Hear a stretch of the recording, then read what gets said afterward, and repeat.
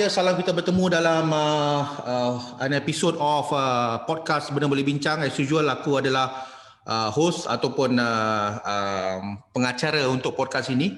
Seperti biasa, untuk setiap episod kita akan menjemput dan mengundang seorang tetamu yang rata-ratanya kebiasaannya adalah sahabat atau teman ataupun rakan seperjuangan ataupun orang industri yang sentiasa orang kata berada dalam lingkungan hidup aku lah. Dan untuk hari ini aku ingin interview seorang kenalan atau satu individu yang boleh dikatakan agak monumental.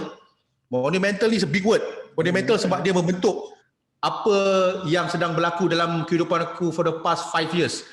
Okay, ramai yang sudah maklum for the past few years sebelum 5 tahun ke belakang ni, iaitu pada sekarang tahun 2020, masa kita buat rakaman 2020, before 2015, sebelum aku kenal dia, aku telah mencuburi bidang kreatif seperti journalism, kewartawanan, penyiaran, advertising, full time. Dan kemudian pada tahun 2015 aku baru full time sebagai seorang businessman, sebagai seorang entrepreneur. Dan aku telah jumpa dia ni, iaitu tetamu kita hari ni, iaitu Ferdy Fauzi. So hari ini aku nak interview dia. We gonna go deep. Sebab selalu ni kalau aku buat vlog, video, aku buat projek dengan dia, it's all about the subject matter yang kita ni. Tapi today, hari ini kita nak go deep about the person himself. Seperti yang kita tengok dalam promo video sebelum ni. Tapi this is the real podcast, a full-blown episode about the man himself, Ferdy Fauzi. So terima kasih Ferdy. Sama-sama. Okay. Assalamualaikum Faizal. This is gonna be an exclusive interview, a very in-depth interview about diri kau. Dan aku nak mulakan dengan satu soalan. Yeah. Dengan satu soalan yang kau kata kau warm up kita punya interview nak. Soalan pertama aku nak tanya kau. Silakan. Sejak kau berhenti kerja full time dekat bank negara, that is your previous job sebelum ni, macam mana kehidupan kau sekarang 5 years deep into your adventure sebagai seorang technopreneur? Kalau nak diceritalah daripada semenjak aku habis berhenti kerja lah daripada previous company lah. Kau pun dah bagi tahu tadi kan, bank negara kan. So memang banyak lah daripada permulaan daripada aku keluar je pintu pagar bank negara tu sampailah sekarang ni. Orang kata kehidupan aku sebagai entrepreneur ni macam boleh dikatakan macam roller coaster lah. Dia punya dia nak kata macam roller coaster yang terlalu laju tu, orang kata tak adalah macam terlalu rapid macam tu.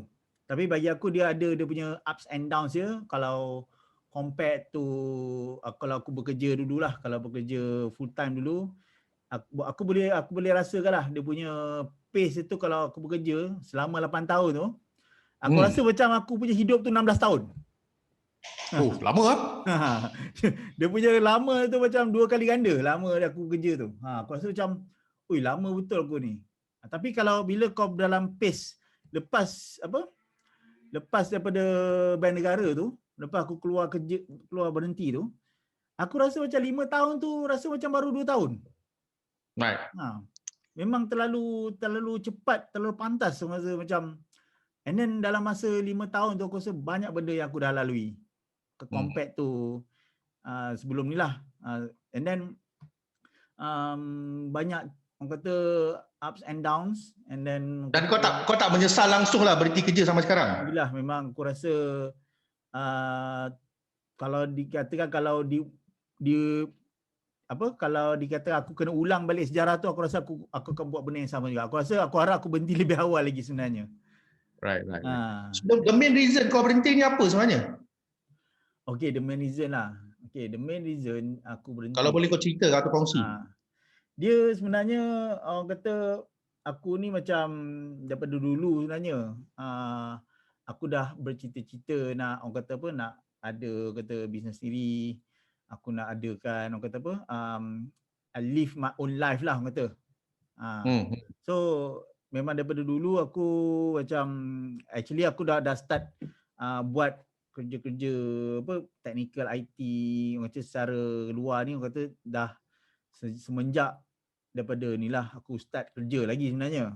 Masa tu memang masa aku start kerja tu, masa tu bisnes internet ni memang baru start booming lah kat Malaysia ni. Right. Masa tu tahun 2007 2008 tu. Masa tu kata internet marketing dah mula, orang pun dah start jana duit daripada internet kan. So macam aku masa tu dah cuba menjinak-jinakkan diri. Masa tu kerja apa? Bukan kerja lah, orang kata buat dapatkan job dalam online, and then in this along the way tu pun aku jumpa macam-macam orang kan. Even kalau kau kenal lah salah seorang karakter yang kata monumental juga dalam kita punya circle ni, iaitu Ustaz Farhan Shah. So along the way tu pun memang dia antara orang yang aku jumpa lah. Right. Sebab dia merupakan Maknanya kau kenal Ustaz Farhan dulu sebelum aku lah. Ya, betul. Aku kenal Ustaz Farhan sebelum aku kenal kau, dan juga sebelum kenal Mahazir. Dan Mahazir pula aku kenal dia through Ustaz Farhan sebenarnya. Okey, untuk para pendengar yang tak pernah dengar atau tak tahu siapa Ustaz Farhan ni, Ustaz Farhan tu adalah sahabat saya dan Ferdi, adalah kawan saya Ferdi yang sebenarnya orang nampak dia macam ustaz atau orang nampak dia macam trainer untuk apa yang benda yang sama yang Ferdi buat. Tapi aku nampak dia lain. Aku nampak Ustaz Farhan ni sebagai jack of all trades. Kau suruh dia buat apa pun dia boleh buat. Okey? Tapi kena ingat, tak semua benda yang dia buat tu betul. Sebab blinder belakang office ni dia pasang terbalik. Okey, sama cerita Ferdi. Sebenarnya dia antara turning point aku, kenapa aku boleh keluar daripada kerja dengan company ni pun, antara Ustaz Farhan ni adalah salah satu turning point lah. Okay, sebab dia masa tu aku banyak berguru dengan dia, walaupun masa tu dia masih menuntut di universiti. Okay. Berguru urut ke apa? Aku berguru dengan dia sebenarnya, macam berguru lah dari segi macam mana nak buat online marketing. Macam mana dia nak survive, and then macam mana, and then ada benda-benda teknikal lah, macam buat website, buat online marketing, and then daripada situlah banyak dia punya ni. And then dapat masa aku berguru dan juga aku bertalaki dengan dia tu, banyak jugalah aku jumpa orang-orang yang hebat lah dalam circle aku tu. So daripada situ, bila aku dah belajar dan buat satu benda yang aku minat, and then along the way tu je aku jumpa Caspian. So Caspian ni pun ada antara satu cerita jugalah dekat situ, sebab Caspian ni macam dia membuka laluan aku untuk mengenali dunia mobile app. Right. So daripada dunia mobile app ni, orang kata masa tu dunia mobile app ni baru boom lagi tahun 2013-2014 tu. So daripada situ aku banyak belajar jugalah macam mana selok-belok buat mobile app, macam mana aku sustain income aku dalam nak melangsungkan ni lah, untuk dapat jana income daripada mobile app ni, daripada situ lah. Dan daripada situ pun ada juga network yang aku kenal lah dekat situ. So pada tahun 2015 tu, memang masa tu orang kata banyak orang nasihat dah. Orang kata macam kalau kau nak berhenti kerja, kau kata mesti kena ada 6 bulan pendapatan kan. Memang masa tu orang kata especially orang yang antara sukalah nak pujuk. Kau tahu siapa? Siapa? Wife kau lah ni. My wife aku sebenarnya. Semua orang mau tahu sebenarnya. Dia antara orang yang Kenapa? Dia sebab wife aku sebenarnya dia memang dah sebelum ni dia dah macam, yelah dia dah terbiasa kata kerja dengan company besar kan. Itu macam yelah dulu masa mula-mula dia kenal aku, kahwin dengan aku pun, sebab aku ni yelah dia tahu aku ni kerja dengan syarikat besar, siapa tak suka kan. Macam mak mentua pak mentua pun kau tengok, kalau menantu dia kerja di kata syarikat-syarikat GIC ni ataupun syarikat yang besar-besar ni kan, orang kata macam dia ni mesti terjamin lah pendapatan tu bulan-bulan kan. Betul. So masa kau pujuk dia lah. Kau pujuk mentua kau ke kau pujuk wife kau dulu? Of course aku pujuk wife aku dulu. Kalau boleh kita ceritakan sedikit rahsia macam mana awak pujuk tu?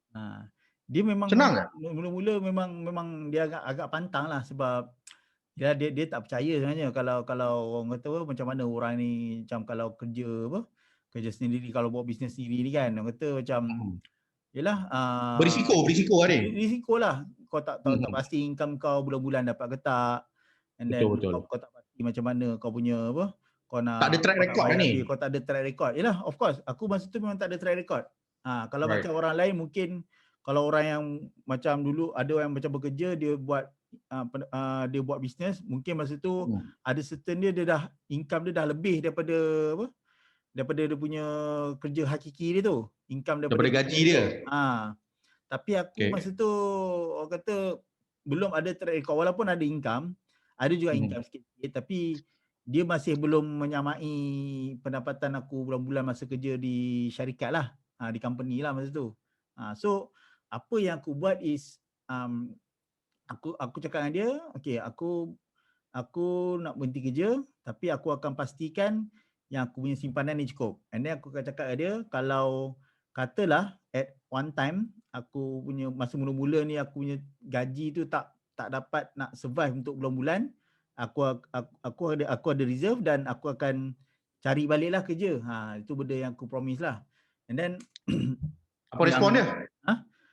Apa respon dia bila kau cakap macam tu? Dia kata you need to prove lah yang aku boleh sustain income tu bulan-bulan. Dan okay, masa tu before aku 2-3 bulan sebelum aku berhenti kerja tu, dan aku show lah aku punya statement, aku punya simpanan lah, orang kata kan. Maknanya antara kau dengan wife kau pada waktu itu, ketika kau negotiate berunding tu, ada MOU lah ni.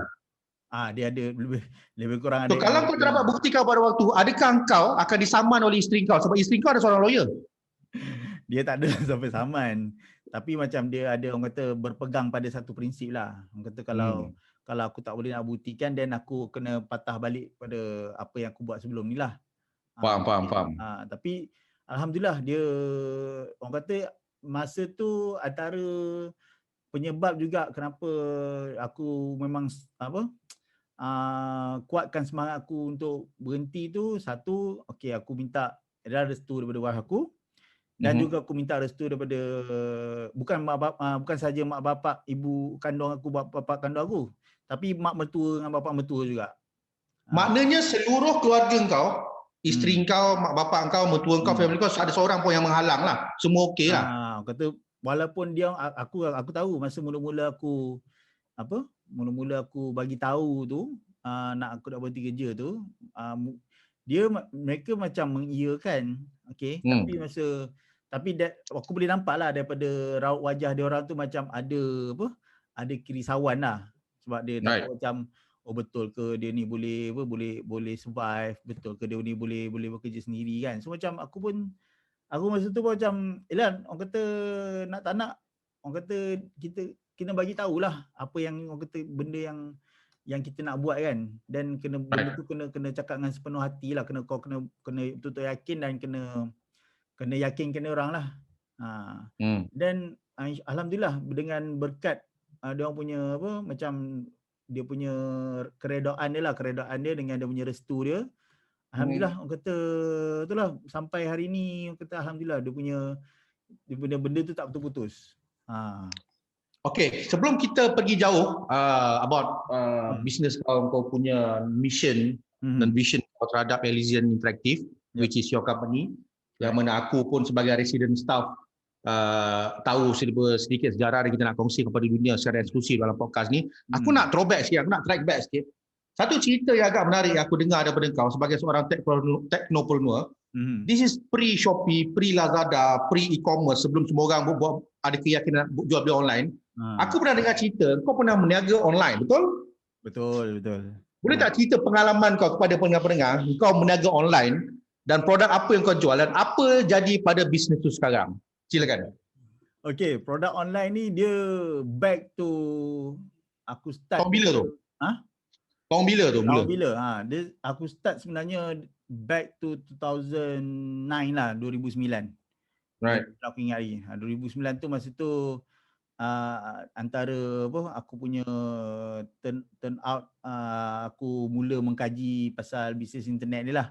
Masa tu aku rasa bukan seorang lah, tak ramai lagi lah yang membuat bisnes online macam sekarang ni, macam Shopee, Lazada semua ni kan. Masa tu bisnes online ni masih lagi berkisar kepada blog shop. Dan kau menjual di blog shop? Kalau kau pernah dengar lah, menjual di blog shop. Okay. Kau menjual di blog shop? Aku menjual di blog shop masa tu. So masa tu, masa produk yang mula-mula aku jual sekali, okay, mula-mula sekali aku jual, kau tahu apa? Masa tu Ray-Ban? Bukan Ray-Ban. Oh, bukan Ray-Ban? Bukan.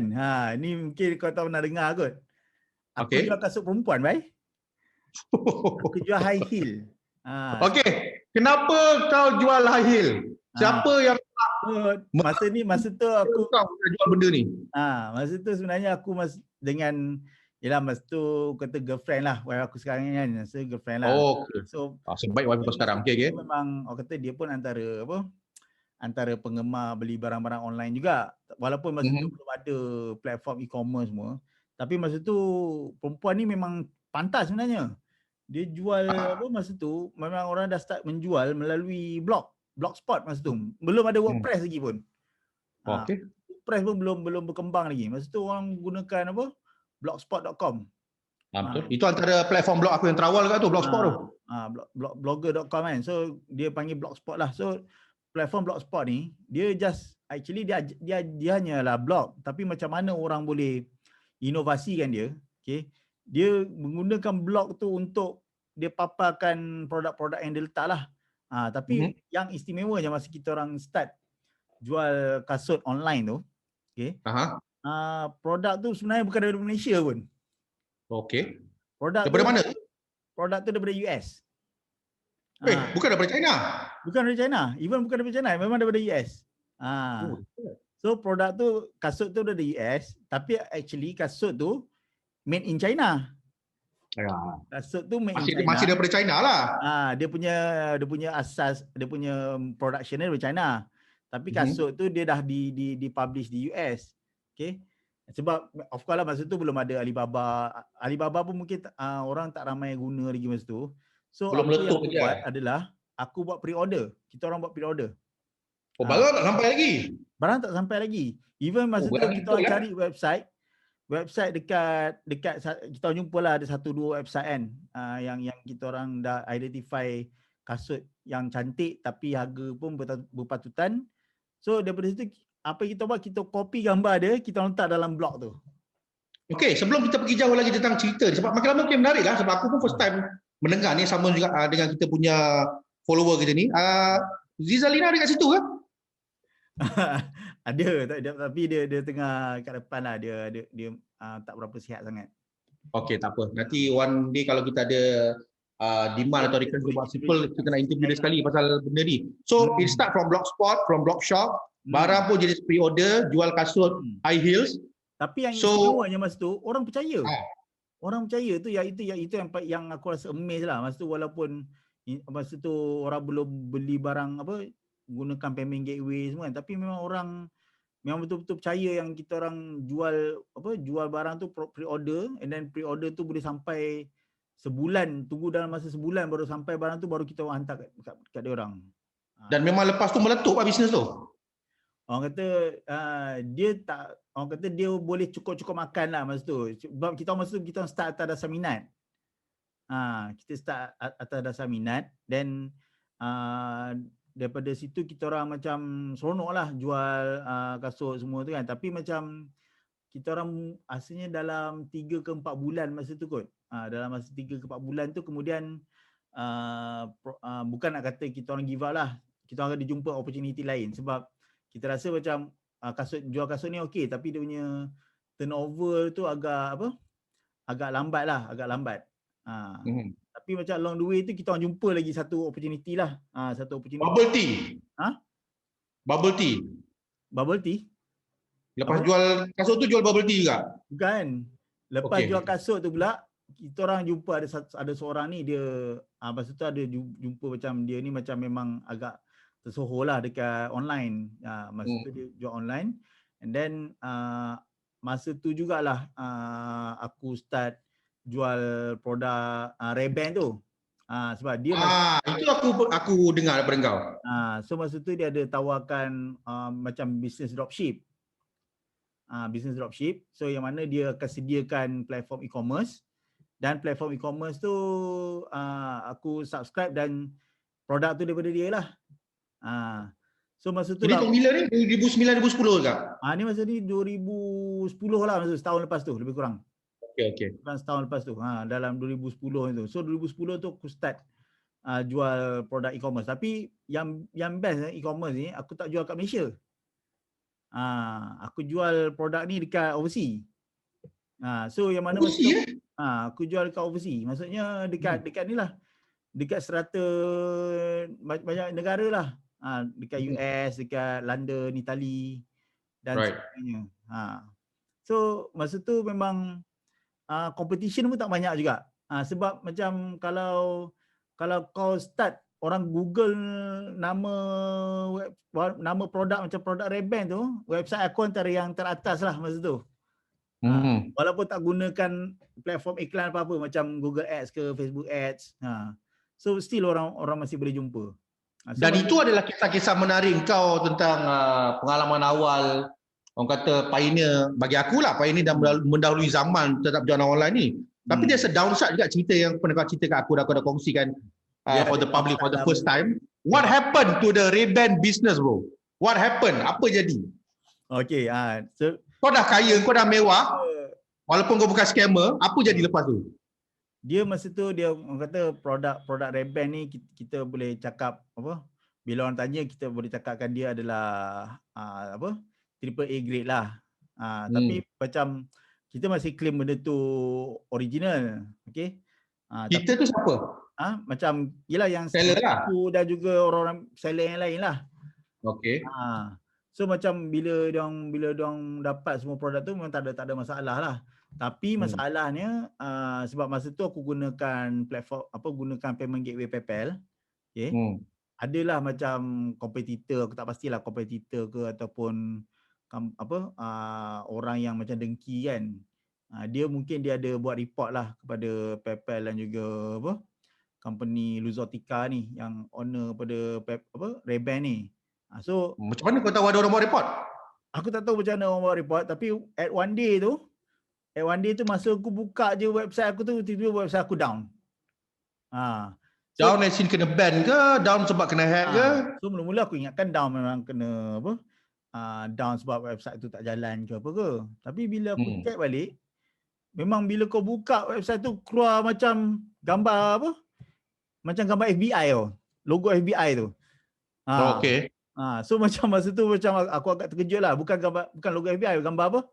Yang United States of America punya Justice Court tu. Faham. Sebab aku pun pernah kena 2-3 kali. Teruskan. Patut macam kau tak ni. Kau tak terkejut. Sebab dah kena 2-3 kali dah tak terkejut lah. Yang mula-mula tu terkejut macam kau. Sebab website tu macam dia dah kena macam take over by the US Court of Justice lah. Sebab bila mana kalau aku jual barang barang produk ni dia sebab dia tak melalui distributor yang betul. So dia kata macam ni bukan distributor yang betul. So dia claim aku ni as a inilah macam fake seller lah macam tu. Betul. So bila jadi macam tu, so dia dapat dia ada dapat hak lah untuk dia take down aku punya website tu. And then masa tu juga bila dia take down website aku tak boleh access website tu. Habis duit kau dalam PayPal tu macam mana? Duit dalam PayPal tu pun kena freeze. Aku tak boleh access. Banyak? Banyak ke? Nak kata banyak sangat tak lah. 3 digits, 4 digits? Aku just 3 digits lah. Okay. 3 digit lah, tak ada macam sampai 4 digit lah. So aku rasa tak silap aku dalam 800 lebih macam tu kot. Kena sangkut masa tu. Aku rasa macam tu lah perasaan acah-acah scammer sebab kau kena ban. Sebab masa tu dia memang masa tu sangat teruk lah. Bila kau dah kena ban macam tu, dia macam kes kau lah. Kau tak boleh, kalau kau buat macam mana kau register PayPal tu, kau pusing sana sini, somehow PayPal tu akan detect dan dia akan ban kau terus. Kalau boleh jangan babitkan aku sebab ni cerita kau. Tak, aku faham perasaan kau tu. Ya. Macam mana kau rasa yang kau bila kau register sampai 15 kali tu tak boleh kan? Faham. Sama lah macam aku punya tu. Aku dah Tapi rasa pendengar tak tahu kisah internal kita. So lepas tu kau down lah. Kau ada plan B tak lepas tu? Kau ada plan B tak? Memang betul-betul down lah. Sebab kau ada plan B? Kau ada plan B tak masa tu? Plan B aku masa tu orang kata masa tu aku down dan aku stop sekejap lah aku punya business Ray-Ban tu. Dan actually masa tu aku start menjual dekat ni lah, dekat platform Uptown. online lah. Aku tak jual kat Oh. Uptown, tapi aku jual dekat online yang tapi masa tu tahun 2013 masa tu. 2013 Oh, lama dah. 2013 tu platform mudah.my dah ni lah, dah start booming lah masa tu. Dan masa tu banyak orang Malaysia pun dah start buat jual produk di mudah.my. Tapi masa tu kata bila produk mudah.my ni aku still jual dekat Ray-Ban tu, tapi jual di produk di lokal lah. Stok tu memang stok ready stock lah. Memang ready stock. Memang aku stok yang ready stock ni aku dapat direct supplier dia lah. Supplier memang dia ambil daripada dia memang import lah. So aku ambil daripada dia dan dia memang bagi aku macam dropship macam tu lah. Ada lagi stok tu sekarang? Ada lagi, memang sampai sekarang ada lagi. Cuma aku je. Apa tak bagi aku? Aku mau nak beli. Bawa satu Ray-Ban. Boleh nanti kalau Wayfarer ada, Wayfarer. Wayfarer ada. Ada Wayfarer. Wayfarer yang lipat macam Jay-Z pakai tu aku nak. Nanti kita buka harga. Itu antara hot seller tu. Sebab tu aku nak beli. Sebab Jay-Z pakai. Lepas tu ada Wayfarer yang macam Tom Cruise pakai tu kan. Sebab kita Hollywood pakai, aku pun nak pakai lah. Okay, that is the bukan antul lah, it's the lesser known story about kisah hidup ke awal sebagai seorang entrepreneur, sebagai orang kata online seller dan sebagainya during your early days lah. Dan sekarang kau ada a proper company, registered company, tak jual barang grade AAA lagi dah.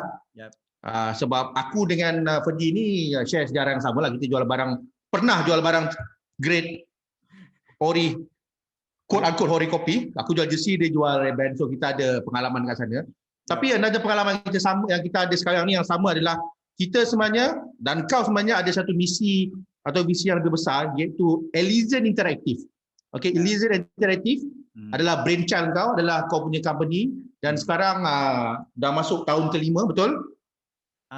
Kalau dikatakan Elysian ni dia sebenarnya dah masuk tahun ke-3 lah.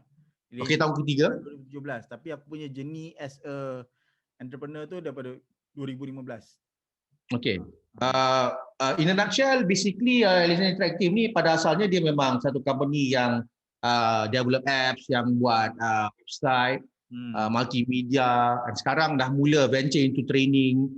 So untuk the years to come lah, untuk the years to come, aku rasa kita punya listener pun dah buat research sikit pasal Elysian Interactive ni, pasal company ni. The years to come, kau ada tak apa lagi plan-plan, tak kisahlah kecil ke besar, yang kau ada in store untuk Elysian Interactive yang kau boleh reveal sikit? Dia nak katakan plan besar tu, kita of course daripada plan besar tu start daripada small lah. Okay. And then bagi aku lah, Elysian ni kita macam masa mula-mula tu kita baru fasa nak mengenal kan. 2017 kita baru nak berganjak, baru nak kenal erti bisnes semua tu. Kita dah kenal buat network semua. So sekarang ni Elysian ni dalam fasa kita nak expand lah. Nak expand. So bila orang kata expand tu, aku sebenarnya memang daripada dulu lagi aku dah ada cita-cita nak terbitkan satu produk sendiri sebenarnya. So produk sendiri ni orang kata bukan macam sekarang ni Elysian, dia sebenarnya kita lebih kepada servis. Okay, kalau macam kata lah kita buat training, kita ada buat apps, kita ada buat website kan, tapi itu semua adalah servis. Okay, tapi bila bercakap pasal servis ni, of course servis ni sebenarnya ada naik turun dia lah. Orang kata sebab kita bergantung pada klien. Okay, klien kalau kata dia ada job, dia ada ni, baru dia akan pass kat kita. And then kalau katalah then dia depend pada dia orang jugalah. Kalau kita nak tunggu, kalau nak tunggu payment, nak kena tunggu apa benda yang bila masa kita nak dapat semua tu, so agak renyah lah sebenarnya kita nak kena deal benda-benda macam tu. So sebenarnya aku punya mission is aku nak come out dengan satu produk sendirilah. Bubble tea. Bubble tea, bukan bubble tea. Sorry, apa dia tu? Ha. Produk tu kalau boleh tahu tak tahu lagi lah. Produk Tak tu, boleh dedahkan lagi lah. masih dalam perancangan ni. Belum finalize lagi lah. One product or a few product? Aku akan untuk permulaan ni kita akan fokus dalam satu niche lah.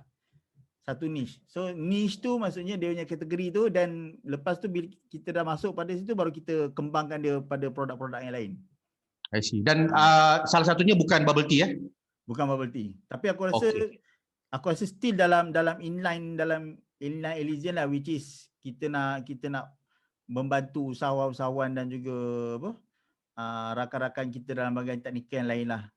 Tu yang aku harapkan. And then Elysian ni target kita adalah kita nak bantu semua orang supaya at one time orang kenal kita as provider yang orang suka pakai.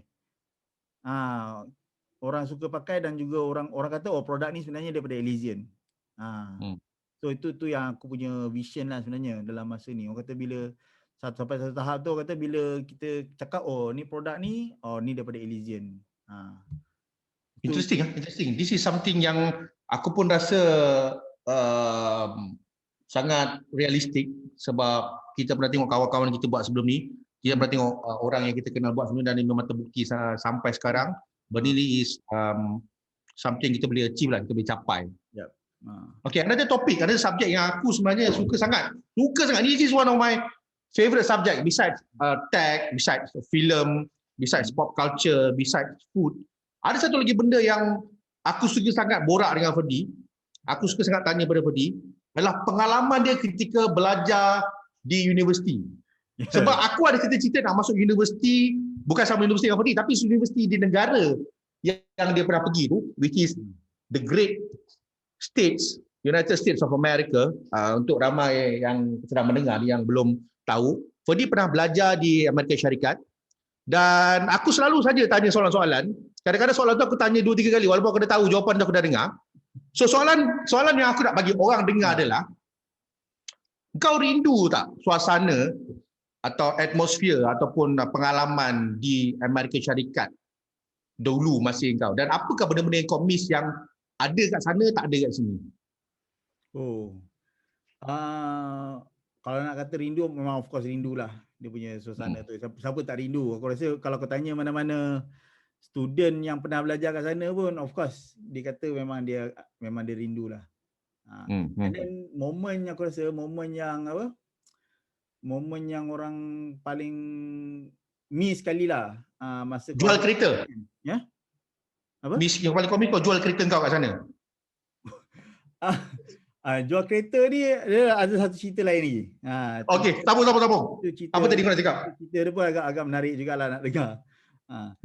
Dia momen yang paling orang miss sekali, orang kata masa kalau orang Malaysia berkumpul ramai-ramai lah. Dia sebab every year masa fall kan. Musim luruh. Musim luruh lah. Orang kata masa start kelas kan. Biasanya rakyat Malaysia, orang kata Malaysian students ni, dia akan buat macam satu piknik tau. Dia akan buat piknik. So masa tu aku kat Cleveland. So Cleveland ni dia terkenal dengan tasik dia tau. Nama dia Lake Erie. So Lake Erie, untuk ramai yang tak tahu, Cleveland ni kat Ohio So dekat Cleveland ni, dia dekat downtown tu dia ada satu lake dia tau, yang mana macam kalau every fall tu kita akan berkumpul kat situ. Kita akan buat piknik dan kita buat barbecue kat situ lah.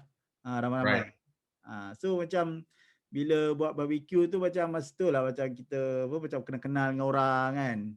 And then kau macam orang kata, yalah kalau yang freshie yang ni, so kita get to know each other lah. Ada kadang-kadang orang yang daripada yang luar daripada tu pun, luar daripada universiti pun ada join juga kadang-kadang. Orang Malaysia lah. Orang Malaysia lah. So masa tu macam orang kata bond tu sangat kuat tau. Bond dia sangat kuat. Walaupun masa tu kau tak ramai, tapi macam kau kenal satu sama lain. Tu yang paling seronok lah.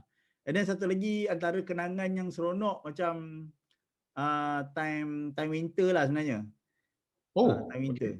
Aku jarang dengar cerita kau time winter lah. Sama kau cerita pergi road trip, aku selalu dengar. Tapi time winter, time Christmas apa kau buat? Ha. Holiday season. Time winter ni dia menarik sebab memang kau tak boleh keluar pergi mana pun. Kau duduk kat rumah. Tapi masa tu memang kau punya kerja masa tu time winter, kau akan pergi Walmart, lepas kau pergi Walmart kau pergi Blockbuster. Oh, sewa tape. Sewa tape. Tape ke DVD masa itu Blockbuster? Ada tape, ada DVD lah. Tapi masa Tapi kau tu selalu DVD masa lah. tu start dengan DVD, so kita orang banyak spend dengan DVD lah masa tu.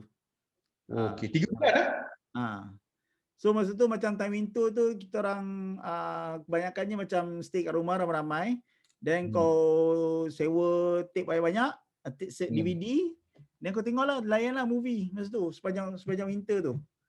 Oh bagus, tak torrent. Sewa lah. Memang sewa lah masa tu. Then masa tu pun tak salah aku masa time aku Netflix baru start lagi, tapi bukan Netflix macam sekarang ni lah. Netflix yang sewa DVD lah masa tu. Betul. Sebab dulu Netflix dia hantar sewa tape dekat rumah lalu mail order kan? Dia sewa dia tu. Tapi masa tu tak silap aku masa tu summer kot. Masa tu aku dah nak grad dah. Tapi aku sempatlah test.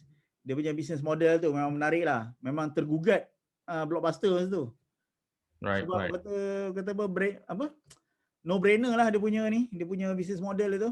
Siapa yang sanggup bayar $10 tapi kau boleh dapat 5-6 DVD sekali sewa kan.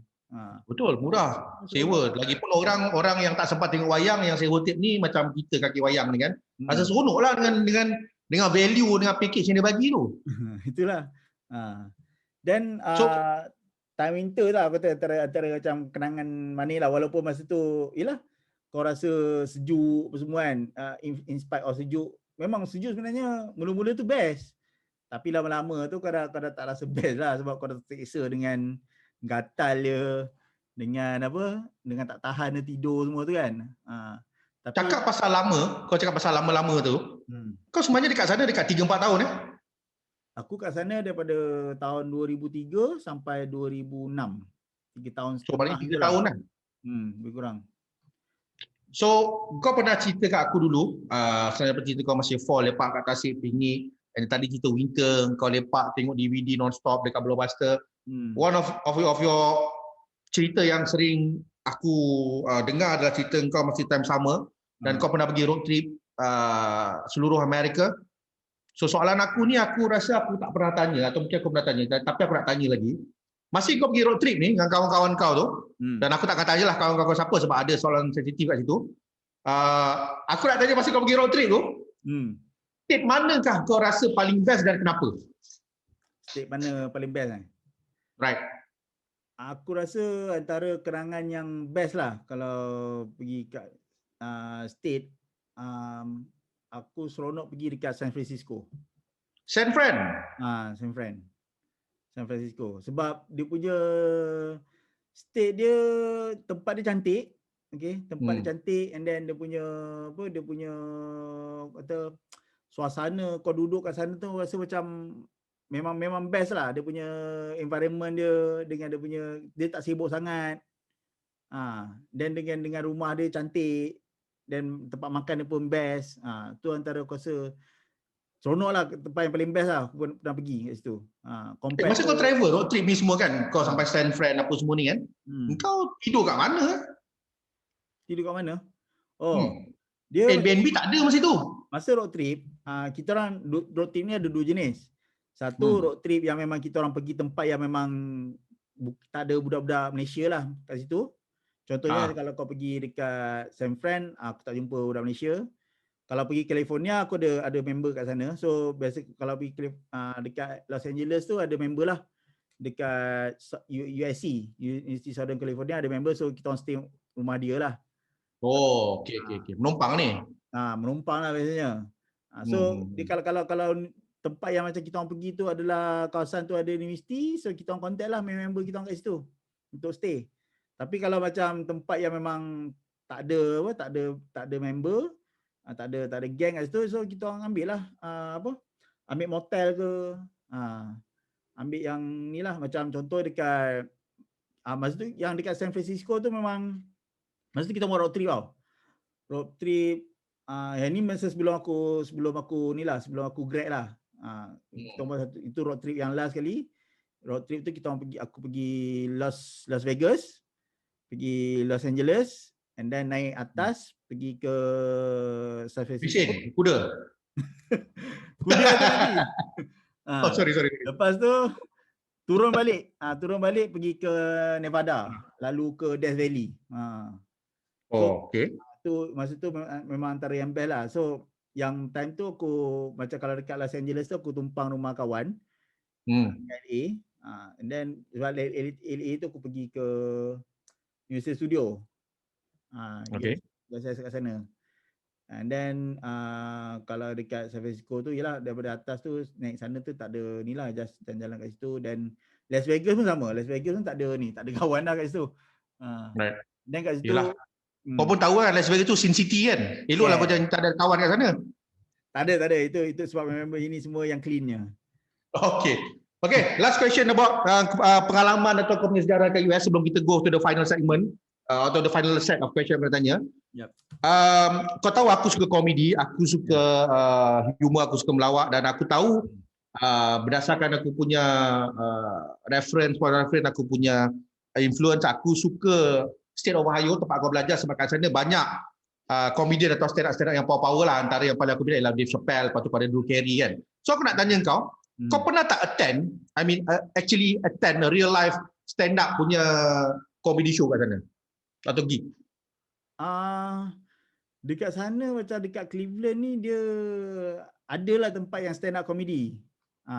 Tapi nak kata aku pergi yang the live show tu aku tak pernah pergi. Tu biar aku tak pernah pergilah attend mana-mana ni kat sana. Tapi masa tu memang time tu memang dah famous lah, ada Chappelle, and then ada Drew Carey kat situ, dan ada beberapa lagi lah. Sebab masa tu pun aku memang antara yang seronok masa tu kat sana, aku suka tengok macam stand up comedy lah dekat dalam Comedy Central kan. Tapi aku tak pernah pergilah yang part-part tu. Mungkin tak ada gang kot. Okay, tak apa. Sebab baik aku tak sama you dengan kau. Kalau tak habis kau punya study. Tak aku dengan kau jadi stand up kat sana. Okay, the final set, kita nak round up kita punya podcast ni. Aku nak tanya kau a few question. Kita nak go deep about the man Paul Ferdi ni. Aku nak tanya kau dulu aku memang suka tanya soal Trompet ni. Dulu masih mula-mula sebelum kau apa yang kau jadi sekarang, sebelum kau bekerja full time dengan orang, sebelum kau berkahwin, sebelum kau belajar. Kau dulu masih kecil kat sekolah. Kau sebenarnya nak jadi apa? Apa kau punya ambition dulu masa kecil? Nak kata ambition. Patut soalan ni aku tanya awal kan, tapi aku punya style lain. Aku tanya ujung-ujung. Kau dulu masa kecil sebenarnya nak jadi apa ni? Sebenarnya masa kecil dulu, dia normal lah kalau budak-budak masa umur kau darjah 1, darjah 2 kan. Sebenarnya macam kau dulu sebenarnya lebih pada ikutan orang je. Kau nak ikut-ikut je. Sebab masa tu masa aku pun dulu aku tak jumpa punya passion tu dekat mana. Tahu. Kau ikut je lah budak-budak jadi. Ikut je lah. Of course kalau orang kata dulu masa kecil-kecil orang kata nak jadi apa? Aku just cakap lah aku nak jadi doktor. Itu memang normal lah. Dulu masa kecil orang kata nak jadi cikgu lah, nak jadi askar, nak jadi polis, nak jadi macam aku kata nak jadi doktor. Tapi masa tu macam aku pun tak tahu doktor apa semua kan. Sebab paling-paling dulu pun masa aku kecil dulu macam aku terpengaruh lah satu cerita Jepun lah. Cerita pasal doktor. Dia macam cerita ala-ala cerita ER macam tu lah. Takeshi Kaneshiro? Takuya Kimura? Agak kot. Tak, dia lain sikit kot. Dia bukan Takeshi Kimura dan Takeshi. Mana tak ingat lah dia pelakon dia. Kata tengok. Tengok tapi tak ingat pelakon dah. Sebab masa tu memang kecil. Masa tu aku darjah 4, darjah 5 kot masa tu. Cerita Jepun? Cerita Jepun. Dia masa tu petang-petang masa tu. Petang-petang. TV memang petang-petang. TV 1, TV 2 tu. Aku tengok TV 3. TV 3 Cerita Jepun ke ni? Betul ke ni? Aku tak ingat dia punya ni lah. Tapi masa TV 3 masa tu dah sekolah menengah dah masa tu. Yang Takeshi Kenshiro Takuya Kimura tu kan. Tapi masa antara turning point aku start mula-mula macam minat aku nak pursue apa yang aku nak buat is ada clear ambition lah ni. Dia ada clear ambition lah. Masa tu aku dah darjah dah jam 4, dah jam 5 lah masa tu. Masa nak masuk. Dah tak ikut orang ni. Masa tu orang kata bila dah apa? Bila bapa aku start beli aku game lah. Bila bapa aku start beli game, masa tu memang aku seronok main game. Game Tapi apa ni? masa tu macam orang sekarang ni kalau dia main game je. Tapi masa Game tu apa ni? Konsol ke apa? Game konsol lah, Konsol. Micro Genius. Oh. Micro Genius tu. So masa bapa aku beli Micro Genius tu, masa tu aku baru macam tanam minat. Macam aku cakap macam mana orang buat game sebenarnya. Macam mana orang buat game. So macam masa tu Bapak kau tahu kau nak jadi game developer ni? Masa tu aku cakap lah aku nak jadi aku minat nak dalami bahagian game lah, nak buat game masa tu kan. Lepas tu bapak kau terus rotan kau? Lepas tu bapak kau terus rotan kau lah? Tak adalah rotan. Jadi macam dia just okey lah. Macam masa tu memang kaki game lah daripada apa. Kaki kau lah dah. Hati aku lah masa tu kan. So masa tu. Tapi serius lah? Kau serius jadi game developer masa tu? Masa tu macam serius lah nak jadi game developer walaupun minat main game kan. Aku banyak study lah macam mana nak buat game, macam mana. Sebab masa tu memang tak ada ni. Memang tak ada resource mana-mana pun. Sebab masa sekarang kan ada YouTube lah, ada Udemy lah, belajar online mana-mana kan. So dah. Masa itu tak ada. Maknanya Micro Genius yang bapak kau belikan tu kau kopak kan? Tak adalah kopak. Habis macam mana kau study? Aku cari source tu macam pergi dekat library. Tapi memang masa tu sangat, yelah macam tu tools pun tak ada kan. So macam kau macam boleh tengok je lah. Kau belajar masa tu nak buat game guna programming yang memang very old school lah. Macam Visual Basic lah, QBasic masa tu. Tapi kalau kau nak buat game yang sama macam sekarang, macam tu memang sangat jauh lah. And then bila aku masuk. Kau ingat lagi tak apa game pertama sekali kau main kat konsol Micro Genius tu? Sebab aku ingat bro. Aku punya memang forever Contra. Aku ingat lagi dia punya cheat code sampai sekarang. Aku rasa aku punya antara yang awal Double Dragon tu. Double Dragon. Ingat cheat code dia? Cheat code dia ingat? Cheat code dia? Ingat. Dia 30 nyawa. Kiri kanan lah. Dia dapat aku tenang pusing-pusing kan. Sama je. Contra dengan Double Dragon cheat code dia sama bro. Up, down, left, right. BA start tekan lama-lama. 30 nyawa bro. Itu bernyawa. So okay. Bila aku masuk sekolah menengah, baru yelah daripada game developer tu dia akan tone down sikit lah. Okay, aku cakap game developer ni sebenarnya memang masa tu siapa yang memang boleh buat tu memang agak gagah lah. Sebab masa tu pun masa aku masuk sekolah menengah tu aku dah seronok sebenarnya buat tengok game. Antara game yang aku seronok main antara tu Doom lah. Ada kawan masa tu, ada geng, ada kaki. Ada kaki. So ada kawan, then masa tu masa tingkatan 3 tu aku dah start buat software lah masa tu. Aku dah start buat software. Tapi dia ada software yang dia buat macam perisian multimedia lah. Macam kau nak buat perisian pendidikan kan. Then masa tu, masa aku tingkatan 3 tu pun bila aku dah pandai buat perisian tu, masuk pertandingan, dapat juara lah dalam negeri Pahang masa tu. Kau duduk mana? Aku dulu sekolah kat Raup. Oh, kau tak tahu Aku tak tahu. Aku yang kau forever Gombak. Aku sekolah kat Raup dulu. Apa sebab kau buat Raup? Aku sekolah sains, sekolah asrama penuh. Lepas tu yang pertandingan tadi, pertandingan apa? Pertandingan tadi tu dia pertandingan mereka cipta perisian. So kau buat game lah? So aku tak buat game, aku buat macam perisian pendidikan, macam orang kata apa, macam pendidikan melalui multimedia lah. Masa tu aku buat topik tingkatan 3 kot, bumi dan strukturnya, yang kita belajar apa? Struktur bumi kan. So masa tu memang orang kata apa? Buatlah dia punya macam multimedia, pembelajaran multimedia tu kan. And then siap ada buat quiz. Buat macam visual multimedia semua tu kan. Then alhamdulillah masa tu macam tak sangka lah dapat tempat pertama tau untuk menengah rendah punya kategori. So macam champion lah. Champion lah nombor 1. Itu macam nombor 1 lah masa tu dalam Pahang masa tu. So walaupun masa tu kita orang macam baru start kan, tapi macam tak sangka lah boleh dapat.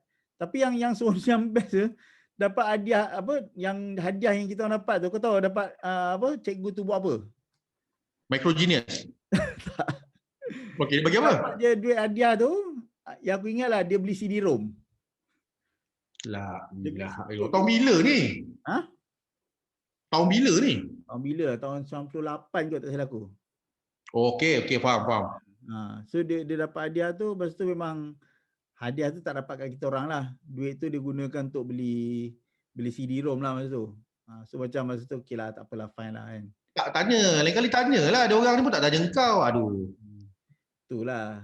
Betul. Tapi macam dia, orang kata tu antara pengalaman yang menyeronokkan lah. Bila kau dah masa kau pergi kat sana buat pertandingan kan. Lepas tu pula kau exposekan benda-benda macam tu. So masa tu lah macam menguatkan lagi lah. Menguatkan lagi kau punya vision tu nak jadi seorang IT developer tu. Walaupun masa Entah soalan atau jawapan kau yang mula-mula tadi kau kata ambition dan vision untuk moving forward kau nak keluarkan produk. Kau nak develop game ni? Kau nak keluarkan produk game ni? Tak, bukan game. Tapi dia lebih kepada macam education lah sebenarnya. Okey. Aku masih actually macam masa kita borak-borak tengah hari tadi tu, apa yang kita plan nak buat antara business idea tu pun agak menarik lah sebenarnya. Okey, tak apa. Yang tu kita buat satu special episode lah.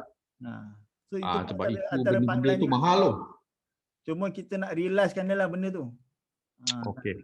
Aku rasa benda tu insyaAllah kita tak cerita kat sini lah. Tapi apa yang kita cerita tu, bincang tu, aku rasa ada harapan lah, sebab market tu ada potensi sebenarnya.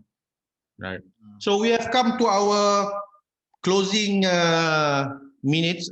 Kita dah sampai ke penghujung kita punya segmen podcast ni, Benda Boleh Bincang, episod bersama Ferdy Fauzi. Terima kasih Ferdy kerana meluangkan masa hampir sejam. Saya tak sangka sejam. Ingatkan macam tak banyak cakap, tapi itulah. The moment kalau kau dapat the right question at the right person, benda tu akan jadi endless, don't worry. So kita akan dengar macam mana respon atau komen orang yang mendengar ni.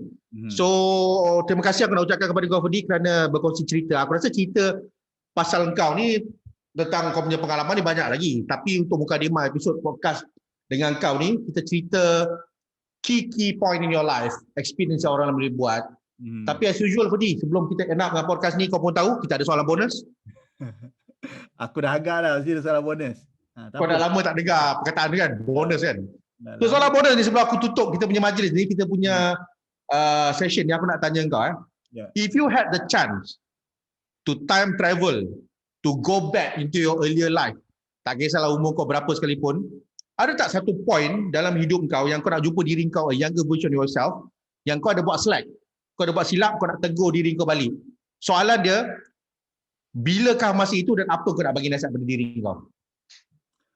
If it's not too personal, silakan kongsi. Aku rasa ada regret kan? Mesti ada regret. Aku rasa mungkin kalau aku diberi peluang untuk time travel, mungkin aku akan travel masa aku sebelum aku grad tu. Dekat US? Dekat US. Okay, why? Kalau aku time travel kat US tu, aku akan cakap kat diri aku, tolonglah cari peluang kerja kat US dulu. Aku rasa tu memang antara regret. Bukanlah regret, orang kata macam peluang yang terlepas lah. Sebab dia itu sebenarnya kalau kau dapat stay for a while for kerja tu, aku rasa lagi seronok lah. Pada masa itu the younger version of yourself masih grad tu, kau tak sabar nak balik ke macam mana? Lebih kurang lah masa tu.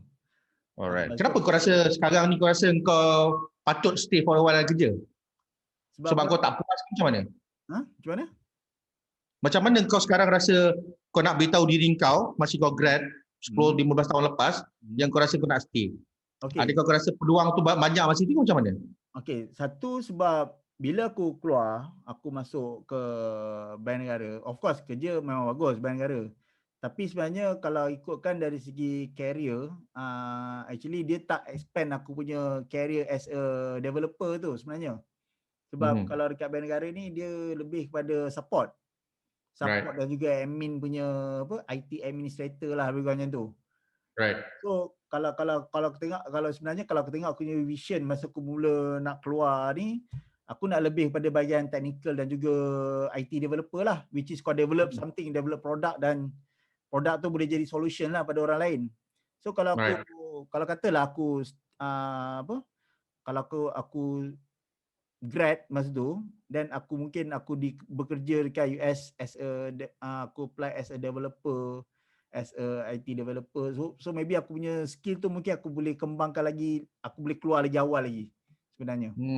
Dan siapa tahu mungkin kau lah salah seorang orang yang mencipta TikTok. Mungkin TikTok. Okey Budi, terima kasih banyak. Apa dia? Mungkin TikTok lebih keluar lebih awal sebenarnya kalau masa aku keluar. Okey Budi, terima kasih banyak. Ada ini last word kau nak ucapkan kepada para pendengar kita? Okey, buat yang mendengar ni, kalau ada dekat komputer ke depan mobile tu, boleh sila-silalah layari website Elysian. Okay, Elysian, lyzian.xyz. So boleh tengok kat situ kita ada khusus-khusus macam mana nak belajar coding, nak belajar platform-platform untuk develop apps, mobile, website dan sebagainya. Dan kita ada juga konsultasi kalau ada apa-apa yang berminat boleh contact kita kat situ. Okey, Budi, terima kasih. Assalamualaikum. Kita jumpa lagi dalam episod Boleh Bincang yang akan datang dalam siri podcast ni. Jadi seperti Fauzi, ladies and gentlemen, my best friend, my partner in crime, dan orang kuat yang selama ini telah menumbuhkan dan juga menggerakkan Elysian Interactive sehingga kali ini. So, insyaAllah kita jumpa lagi. Seperti past one hour, saya Fazal Mokhtar dan Fauzi. Jumpa lagi. Kita jumpa lagi. Assalamualaikum. Bye-bye.